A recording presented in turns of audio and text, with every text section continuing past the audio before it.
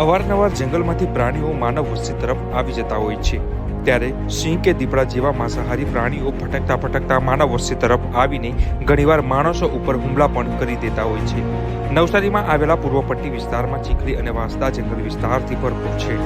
આ વિસ્તારમાં સમયાંતરે હિંસક પશુઓ ગ્રામ્ય વિસ્તારોમાં કે જાહેર માર્ગ પર લટાર મારતા હોય છે.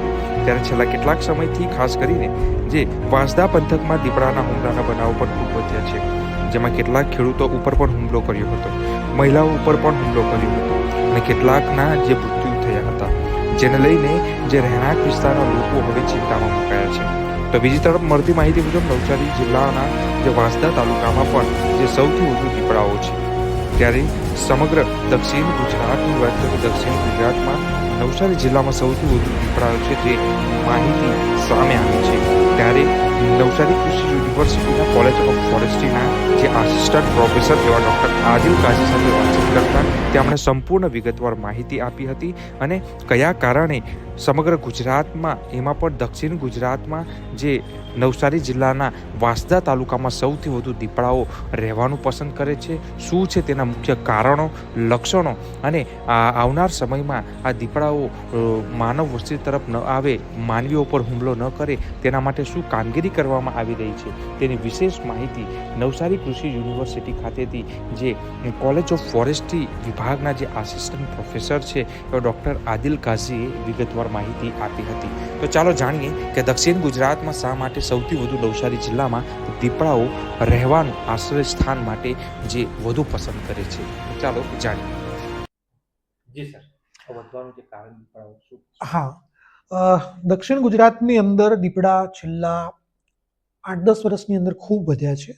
ગુજરાતનો જે ડેટા છે એ કહે છે કે આખા ગુજરાતમાં 63% દીપડા વધ્યા છે, પણ દક્ષિણ ગુજરાતની અંદર એ વધારો ખૂબ વધારે છે. મને લાગે છે 200%થી પણ વધારે દીપડા દક્ષિણ ગુજરાતમાં વધ્યા છે. દક્ષિણ ગુજરાતમાં નવસારીમાં સૌથી વધારે જે ફોરેસ્ટ ડિપાર્ટમેન્ટનો ડેટા છે એ ડેટાની અંદર છેલ્લા 7-8 વર્ષની અંદર આખા ગુજરાતમાં સૌથી વધારે જે હાઇક છે એ નવસારીની અંદર છે.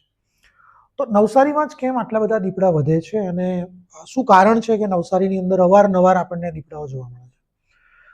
તો અમે એક પ્રોજેક્ટ કરીએ છીએ, જે પ્રોજેક્ટનું નામ છે conservation of large carnivores in Gujarat, અને એ પ્રોજેક્ટના અંતર્ગત અમે દક્ષિણ ગુજરાતના અને એમાં ખાસ નવસારીથી શરૂઆત કરી છે. દીપડાઓ અને જે માંસાહારી બીજા પ્રાણીઓ છે એ પ્રાણીઓની શું પરિસ્થિતિ છે એ પરિસ્થિતિ ઉપર કામ કરીએ છીએ.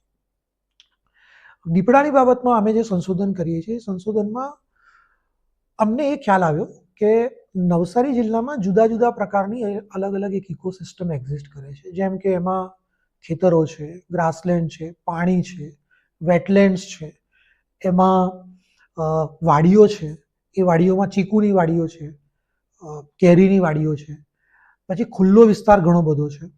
એ સિવાય તમે જુઓ તો જે શેરડીના ખેતરો છે ખૂબ વધારે છે.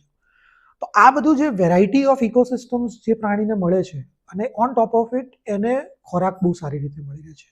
કૂતરા અને ભૂંડ જેની સંખ્યા નવસારીમાં ઘણી એવી છે, એને મળી રહેવાના કારણે દીપડા નવસારી જિલ્લામાં ખૂબ વધ્યા છે. હવે એ વધ્યાની સાથે સાથે એ દીપડાએ પોતાની આખી સિસ્ટમ ચેન્જ કરી છે. નોક્ટર્નલ હેબિટેટ જે હતું એનું નોક્ટર્નલ હેબિટ અને એનું હેબિટેટ બંને ચેન્જ કર્યું છે. ડાંગ જેવા વિસ્તારની અંદર જ્યાં જંગલો પુષ્કળ પ્રમાણમાં છે, છતાં પણ દીપડાઓની સંખ્યા ઓછી છે. આપણો વિસ્તાર નવસારી જિલ્લો, ત્યાં જંગલો ઓછા છે પણ દીપડાની સંખ્યા વધી છે, કારણ કે એને ફૂડ, વોટર અને શેલ્ટર, ત્રણ જે વાઇલ્ડ લાઈફને જરૂરી પરિબળો છે એ પરિબળો એને મળી રહે છે. તો અમારું કામ એ છે કે અમે એના સ્કેટ એનાલિસિસ કરીએ છીએ અને જાણીએ છીએ કે એનો ખોરાક શું છે. અમે એની મુવમેન્ટનું સ્ટડી કરવાના છીએ રેડિયો કલર કરીને, અને એનો હોમિંગ બિહેવિયરનો સ્ટડી કરવાના છીએ કે એક દીપડાને તમે એક જગ્યાએથી મૂકી આવો બીજી જગ્યાએ તો એ કેટલા સમયમાં, કેટલી ઇન્ટેન્સિટીથી પાછો આવે છે.